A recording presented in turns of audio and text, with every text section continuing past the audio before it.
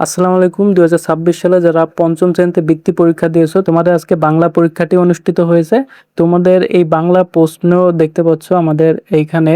এটা হচ্ছে তোমাদের স্থগিত পরীক্ষা 2025-এর যে পরীক্ষাটা, সেই পরীক্ষাটা আজকে অনুষ্ঠিত হয়েছিল এবং সময় ছিল 2 ঘন্টা 30 মিনিট। আমরা আজকের ভিডিওতে তোমাদের এই প্রশ্নগুলো সমাধান করাবো, তো তোমরা ভিডিওটি কন্টিনিউ করো। এবং তোমাদের হচ্ছে ইংরেজি পরীক্ষা 16 এপ্রিল অনুষ্ঠিত হবে। আমরা অলরেডি আমাদের সাজেশন তৈরি করে রাখছি তোমাদের শেষ সময়ের জন্য, যে সিন আনসিন এই ভিডিওটি তোমরা আজকে আমাদের চ্যানেলে পেয়ে যাবে রাত সন্ধ্যার দিকে। তোমরা এই ভিডিওটি দেখে নিবে। তো এখন আমরা আসি, তোমাদের প্রথম যে প্রশ্নটা ছিল সেটা হচ্ছে কবি ও কবিতার নাম সহ শিক্ষাগুরুর মর্যাদা কবিতা প্রথম 8 লাইন লিখতে হবে, যেটা তোমরা বই থেকে লিখে নেবে। দ্বিতীয় যেটা 2 নম্বর প্রশ্ন, সেটা হচ্ছে নিচের শব্দ অর্থগুলো লিখো। তো প্রথম যে শব্দ অর্থটা ছিল সেটা হচ্ছে টহল। টহল শব্দের অর্থ কি? টহল শব্দের অর্থ হচ্ছে তোমাদের পাহারা দেওয়া। পরবর্তীটা হচ্ছে ডিব্রেলিং, যেটা হচ্ছে ফুটবল খেলায় পায়ের কৌশলে বল গড়িয়ে নিয়ে যাওয়া। 3 নম্বর যেটা ছিল সেটা হচ্ছে নকশা, রেখাচিত্র বা কারুকাজ। অবরুদ্ধ শব্দের অর্থ হচ্ছে আটকা পড়া বা বন্দি। কড়ি হচ্ছে এক ধরনের ছোট সাদা ঝিনুক, যেটা হচ্ছে প্রাচীনকালে টাকার বদলে ব্যবহৃত হতো। তো এইগুলোই ছিল তোমাদের প্রশ্নে। 3 নম্বর প্রশ্নটা হচ্ছে নিচের শব্দগুলো দিয়ে 5টি বাক্য রচনা করো। তো এখানে যে শব্দগুলো নেওয়া হয়েছে সেগুলো হচ্ছে ঝলমল, কিরণ, বৈষম্য, কৃতদাস, লোভ। তো এটাতে তোমরা তোমাদের মতো বাক্য তৈরি করতে পারো। আমরা এখানে ঝলমলে দিয়েছি পূর্ণিমার চাঁদনিতে চারপাশ ঝলমল করছে। কিরণে আমরা বাক্য বানিয়েছি ভোরের সূর্যের কিরণ স্নিগ্ধ ও মনোরম। বৈষম্যের যে বাক্যটা সেটা হচ্ছে ধনী দরিদ্রের মাঝে কোনো বৈষম্য রাখা উচিত নয়। কৃতদাস, প্রাচীনকালে মানুষ কেনাবেচা করে কৃতদাস বানানো হতো। লোভ হচ্ছে অতি লোভ মানুষের পতনের কারণ। তো তোমরা তোমাদের মতো যেমনটাই লেখো, বাক্য রচনার ক্ষেত্রে কোনো সমস্যা আশা করি হবে না, তোমরা পেরেছো। পরবর্তী আমাদের 4 নম্বরে রয়েছে হচ্ছে শূন্যস্থান পূরণ। তোর মাথাটি একটা বিশাল দেশের মতো, এটা হচ্ছে গম্বুজের মতো। খ নম্বরে রয়েছে ড্যাশ পতনের মূল, এটা হচ্ছে অহংকার পতনের মূল। আমরা পরবর্তী যে প্রশ্নটা দেখতে পাচ্ছি, পরবর্তী প্রশ্ন আমাদের রয়েছে প্রতিদিন ভোরে ড্যাশ ডাক শুনি। প্রতিদিন ভোরে হচ্ছে আমরা পাখির ডাক শুনি। মহানবী সাল্লাল্লাহু আলাইহি সাল্লাম বিদায় হজ পালন করেন ড্যাশ হিজরিতে, এটা হচ্ছে 10ম হিজরিতে। 9 নম্বরে রয়েছে কাঞ্চনমালা মেয়েটিকে হাতের সোনার ড্যাশ দিয়ে কিনে নিলেন, হচ্ছে কাকন দিয়ে কিনে নিলেন। তো দেখতে পাচ্ছ এখানে আমাদের শূন্যস্থান পূরণে প্রথমটা হবে গম্বুজের মতো, অহংকার হচ্ছে পতনের মূল, প্রতিদিন ভোরে হচ্ছে পাখির ডাক শুনি, মহানবী সাল্লাল্লাহু আলাইহি সাল্লাম বিদায় হজ পালন করেন 10ম হিজরিতে, কাঞ্চনমালা মেয়েটিকে হাতের সোনার কাকন দিয়ে কিনে নিলেন। তো আমরা পরের প্রশ্নে চলে যাই। 5 নম্বরে ছিল আমাদের হচ্ছে সঠিক উত্তরটি খাতায় লেখা।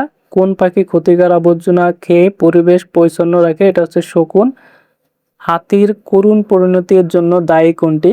এটা হচ্ছে হাতির অহংকার। জোরে মাইক বাজালে কোন ধরনের দূষণ হয়? শব্দ দূষণ হয়।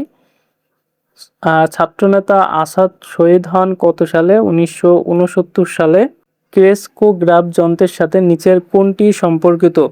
ক্রেস্কোগ্রাফ যন্ত্রের সাথে নিচে আছে উদ্ভিদের জীবন আছে, এটা সম্পর্কিত। তোমাদের জগদীশচন্দ্র বসুর একটা চ্যাপ্টার আছে, ওইখান থেকে প্রশ্নটা করা হয়েছে। 6 নম্বরে রয়েছে নিচের শব্দগুলোর বিপরীত শব্দ লিখো। তো আমরা এই প্রশ্নগুলো এখানে দিয়েছি, পরের স্লাইডে দেখতে পাচ্ছ। এই যে সঠিক উত্তরটা খাতায় লিখি এবং শব্দগুলোর বিপরীত শব্দ যেটা আমাদের এখানে রয়েছে স্বাধীন, আলো, উপকারী, তারপর স্বাদ, কুৎসিত। তো স্বাধীনের বিপরীত শব্দ কি? পরাধীন। আলোর বিপরীত শব্দ অন্ধকার, উপকারী হচ্ছে অপকারী, স্বাদ বিষাদ, কুৎসিত হচ্ছে সুন্দর বা চমৎকার। এগুলো হচ্ছে বিপরীত শব্দ। আমরা পরের স্লাইডে দেখি 7 নম্বর প্রশ্নে ছিল সংক্ষিপ্ত প্রশ্নের উত্তরগুলো দাও। কুমড়ো দোয়েল পাখিকে উপকারী বন্ধু বলেছে কেন? তারপর মায়ের হারানো নোলক খুঁজতে গিয়ে কবি প্রকৃতিকে কিভাবে খুঁজে পেয়েছেন? কবি বদ্ধ ঘরে থাকতে চান না কেন? জগদীশচন্দ্র বসু বাংলাদেশের গৌরব কেন? তো এই প্রশ্নগুলো আমরা এখানে দেখো সাজিয়ে দিয়েছি। কুমড়ো দোয়েল পাখির উপকারী বন্ধু বলার কারণ হচ্ছে এটি কীটপতঙ্গ ক্ষতিকারী পোকা খেয়ে রক্ষা করে এবং পরিবেশকে সুন্দর রাখে, কৃষকদের উপকার করে বলে দোয়েল পাখিকে হচ্ছে উপকারী বন্ধু বলা হয়। মায়ের হারানো নোলক খুঁজতে গিয়ে কবি প্রকৃতিকে কিভাবে খুঁজে পেয়েছেন? কবি আল মাহমুদ তার নোলক কবিতায় দেখেছেন যে মায়ের নোলক খুঁজতে গিয়ে তিনি হচ্ছে প্রকৃতির নদী, বন, মাঝি, পাখি, মাঝে হচ্ছে তার মায়ের হারানো সে অলংকার আভা ও চিহ্ন খুঁজে পেয়েছেন। কবি বদ্ধ করে থাকতে চান না, এটা হচ্ছে কাজী নজরুল ইসলামের একটা কবিতা, তোমাদের বইয়ের প্রথম দিকেই রয়েছে। তারপরে প্রশ্ন, জগদীশচন্দ্র বসু বাংলাদেশের গৌরব কেন? এবং আমাদের পরবর্তীতে ছিল হচ্ছে নিচের প্রশ্নগুলো উত্তর দাও, এটা হচ্ছে বড় প্রশ্ন, উপরে ছিল সংক্ষিপ্ত প্রশ্ন। দুই তীরের কবিতার আলোকে দুই তীরের প্রকৃতির বর্ণনা দাও। পরবর্তীতে রয়েছে সুন্দরবনের বিলুপ্তপ্রায় প্রাণীগুলো রক্ষায় কি কি পদক্ষেপ গ্রহণ করা প্রয়োজন বলে তুমি মনে করো? সবে মিলে এক ছবি কথাটি দ্বারা তুমি কি বুঝেছো তা স্বদেশ কবিতার অবলম্বে ব্যাখ্যা করো। তো এই প্রশ্নগুলোর উত্তর তোমরা এখানে পেয়ে যাবে, আমরা সুন্দরভাবে সাজিয়ে দিয়েছি। এছাড়াও তোমরা হচ্ছে তোমাদের বই থেকেও এই প্রশ্নগুলো দেখে নিতে পারো। তো দেখো এখানে দুই তীর কবিতা রবীন্দ্রনাথ ঠাকুরের হচ্ছে ভিন্ন চিত্র ফুটে উঠেছে। বালুচর, শরৎকালে কাশবনে সাদা ফুল ফোটা, শীতকালে চাকাচৌকির ঘর বাঁধা, অন্য তীরে ঘন ঘন যেখানে বাঁশবন আম্রকানন ছায়া দিয়ে রাখে এবং বনের ভিতর দিয়ে ছোট ছোট রাস্তা মিশেছে। সুন্দরবনের বিলুপ্ত প্রাণীগুলো রক্ষায় কি কি পদক্ষেপ গ্রহণ করবে? এখানে বলা আছে যে সুন্দরবনের প্রাণী রক্ষার, পরিবেশ নষ্ট করা বন্ধ করতে, অবৈধভাবে পাখি শিকার, পাচার রোধে আইনি প্রয়োগ করতে হবে এবং বন্য সম্পদ রক্ষা সচেতনতা হচ্ছে বৃদ্ধি করতে হবে। আর হাউসান হাবিবের স্বদেশ কবিতা থেকে এখানে সব মিলে এক ছবি, এটার ব্যাখ্যা দেওয়া রয়েছে। বাংলাদেশের সবুজ প্রকৃতি, নদী, নৌকা, পাখির কলকাকলি এবং মেহনতি মানুষের জীবনকে এক সুতোয় গেঁথেছে। এই যে পাহাড়, নদী, মানুষের প্রাণের স্পন্দন, সবটুকু মিলে তৈরি হয় আমাদের রূপসী বাংলা একটি পূর্ণাঙ্গ ছবি। তো এগুলো তোমরা তোমাদের মতো করে আরো বৃহৎ আকারে দিতে পারো। তো এখানে একটু ছোট করে লিখেছি আমরা। তো তোমরা যা দিয়েছো আশা করি ভালো পরীক্ষা হয়েছে তোমাদের। আমরা 10 নম্বর সমাধানটা দেখি, কোনটি কোন পদ তা লেখো। জনজীবন হচ্ছে বিশেষ্য পদ, বৈচিত্র্যময় হচ্ছে বিশেষণ পদ, তাহা হচ্ছে অব্যয়, বেড়াতে যাওয়া হচ্ছে ক্রিয়াপদ, সবাই সবার হচ্ছে সর্বনাম পদ। আমাদের প্রশ্ন এখানে ছিল যে কোনটি কোন পদ। এই যে 10 নং প্রশ্নে আমাদের যে প্রশ্নগুলো এসেছিল সেইগুলো জনজীবন, বৈচিত্র্যময়, বেড়াতে যাওয়া, সবার যে পদগুলো সেগুলো বের করেছি। বিরাম চিহ্ন বসাও তোমাদের একটা প্রশ্ন আসছিল, সেটা হচ্ছে 11 নম্বরের। এখানে একটা গল্প দেওয়া রয়েছে। তো দেখো, তুমিও যেমন জিজ্ঞেস করবার আর লোক পাওনি, এখানে হচ্ছে জিজ্ঞেস করেছে, এই জন্য জিজ্ঞাসা চিহ্ন। হতভাগা জানেই বা কি, এখানে একটা কমা হবে, আর বলবেই বা কি, এখানে একটা জিজ্ঞাসা চিহ্ন। ওর দাদা আছে খালিদপুরে চাকরি করে, এখানে হচ্ছে একটা দাড়ি হবে।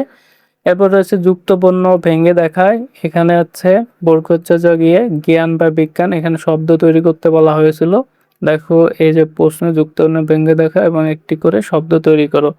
তো তারপরে রয়েছে ক্ষিয়, কযোগ পেটকেটা মূর্ধন্য, শিক্ষক কক্ষ, পেটকেটা মূর্ধন্য যোগ মূর্ধন্য, কৃষ্ণ উষ্ণ, দন্তন্য ড, দন্তন্য যোগ ড, মূর্ধন্য যোগ ড, তারপর কাণ্ড প্রচণ্ড এবং সতে হচ্ছে স্বাধীন ও স্বর। এবং এক কথায় প্রকাশ আসছিল তোমাদের কিছু, এক কথায় প্রকাশে যে প্রশ্নগুলো এখানে দিয়েছে, মেধা আছে যা, যেজন সেটা হচ্ছে মেধাবী, আকাশে উড়ে যে বেড়ায় সেটা হচ্ছে খেচর, বিদেশে থাকে যে প্রবাসী, যে বেশি কথা বলে তাকে বাচাল বলা হয়, যে উপকারী উপকার করে তাকে কৃতজ্ঞ বলা হয়। তো এইগুলো হচ্ছিল তোমাদের মোটামুটি প্রশ্ন। আর 14 নম্বরে আসছিল হচ্ছে তোমাদের একটা আবেদনপত্র, 15 নম্বর আসছিল হচ্ছে বাংলাদেশের উৎসব বিষয় হচ্ছে একটি রচনা। তো মোটামুটি এই হচ্ছে তোমাদের বৃত্তি পরীক্ষা 2025 সালের স্থগিত যে বৃত্তি পরীক্ষা, সেই বৃত্তি পরীক্ষা 26 সালে এপ্রিল অনুষ্ঠিত হয়েছে, সেই প্রশ্নের সমাধান।